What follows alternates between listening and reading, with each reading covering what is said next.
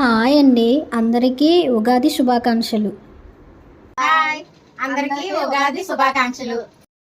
అత్తయ్య, ఉగాది పచ్చడికి కావాల్సిన పదార్థాలు ఏంటో చెప్పండి. అరటిపళ్ళు తీసుకోవాలి. ముందుగా అరటిపళ్ళు తీసుకొని అవి మెత్తగా పిసికి బాగా క్లీన్ చేసుకొని తీసుకొని శనగపప్పు, నెక్స్ట్ కొబ్బరికాయ ముక్కలు, బాదం ముక్కలు, ముఖ్యమైనది యాప్ పువ్వు పచ్చడికి కలిపేటప్పుడు సులువుగా ఉంటుందని, దాంట్లో బెల్లం బాగా కోరుకుని బేగా కలుగుతుందని ఆ బెల్లాన్ని బాగా ఇది బాగా కలిపి చూడండి, మా ఇద్దరు అత్తయ్యలు తెక్కలు పెడుతున్నారు ఉగాది పచ్చడి.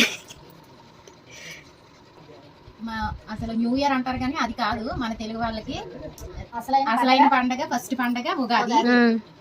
ఆ ఉగాదిలో అన్ని కొత్తగా అన్ని చింతపండు అన్ని కొత్తగా, బెల్లం అన్ని కొత్తగా పండుతాయి ఇప్పుడే.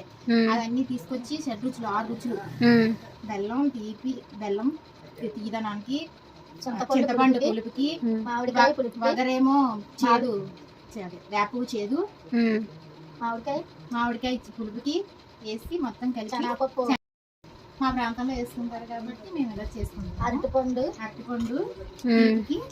మొత్తం 6 రుచులు కలిపి. ఇప్పుడు ఏం చేస్తున్నారు అత్తయ్య? చింతపండు గుజ్జు చేసి ముక్కలు ఇవన్నీ కలిపిన వాటితోటి చింతపండు బెల్లం కలిపింది ఇది కలుపుతాం. మన జీవితాల్లో కూడా ఇలాగే అన్ని రుచులతో కలగలిపి ఉండాలని కోరుకుంటూ, అందరికీ ఆరోగ్య సమ్మేళనంతో ఉండాలని ఎప్పుడు అందరినీ కోరుకుంటూ ఉగాది సంవత్సరం శుభాకాంక్షలు. ఇప్పుడు నువ్వు చెప్పత్తయ్య, మీరు చెప్పండి, ఉగాది ఎందుకు చేసుకుంటారు? మీ పెళ్ళి ఎన్ని సంవత్సరాలు అయింది? మా పెళ్ళి అయ్యి 1993లో మా పెళ్ళి అయ్యింది. అప్పటి నుంచి ఇప్పుడు దాకా అత్తయ్య గారు మేము కలిసి చేసుకుంటాం. మాకు 2 కోడలు వచ్చారు. మా 2వ కోడలు ఇక్కడే ఉంటుంది. మా పెద్ద కోడలు పాకరేపేట జాబ్ పరంగా అక్కడ ఉంటారు. ఉగాది చేసుకోవడానికి అయితే ఫస్ట్ నుంచి అత్తయ్యతో చేసుకునేవాళ్ళం. ఈ మధ్యలో అత్తయ్య చనిపోయారు, 3 నెలలు అవుతుంది. ఆ తర్వాత నా 2వ కోడలు వచ్చిన కాంచి మా కోడలు నేనే ఇంకా తల్లి పిల్లలా చేసుకుంటాం. ఇప్పుడు మా తోటికోళ్ళు, లాస్ట్ తోటికోళ్ళు చెల్లెళ్ళు, మా చెల్లె లాస్ట్, మా చిన్న అత్తయ్య గారు కోళ్ళ, మా 3వ తోటికోళ్ళు. ఈ తోటికోళ్ళు ఈ రోజు ఉగాది పచ్చడి కట్టుకుని వచ్చింది. నేను చేస్తుంటే నాకు తోడుగా వచ్చింది మా తోటికోళ్ళు. ఉగాది శుభాకాంక్షలు ఇద్దరు చెప్పుకోండి.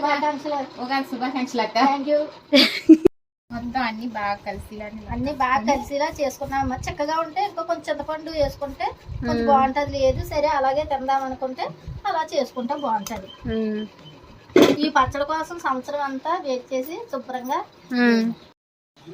పచ్చడి తయారు చేశారు కదా అత్తయ్యలు ఇద్దరును. సరే, ఇద్దరు కలిపి పచ్చడి టేస్ట్ చూడండి ఎలా వచ్చిందో ఏంటి.